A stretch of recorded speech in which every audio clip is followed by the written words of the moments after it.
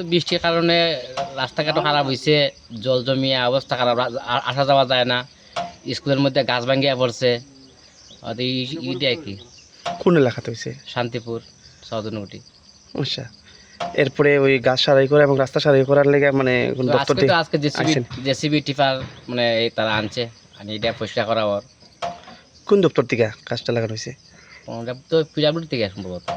আচ্ছা, আর বন দপ্তরের কর্মীরা আইছে গাছ সারাই না করার? এখন তো আজকে তো দেখছি না, তবে সেদিন পড়ছিল সময় দেখছিলাম, কিন্তু আর তারা আইসে বললে আমরা দেখছি না আমরা। আচ্ছা, যতটুকু এলাকা সূত্রে জানা গেছে যে মানে এই সন্ন্যাসীরা আইছে এবং তারা সারাইয়ের কাজে হাত লাগাইছে। হুম। তো আপনারা এই এলাকার স্থানীয় বাসী? হ্যাঁ, আমি না। এখানে কি নাম আপনার? সুশীল দাস। আচ্ছা, মানে এই ভারী বৃষ্টি ও তুফানের কারণে প্রচন্ড হইছে। বৃষ্টি তুফান কারণে।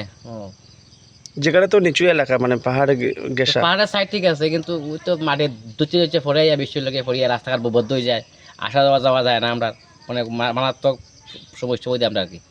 এদিকে এদিকে রাস্তা ভাঙ্গিয়া পরে ফেক হয়ে যায়, সেদিকে রাস্তা ভাঙ্গিয়ে অবস্থা খারাপ, গাড়ির কাছে যাইতে পারে না, এরকম আর কি।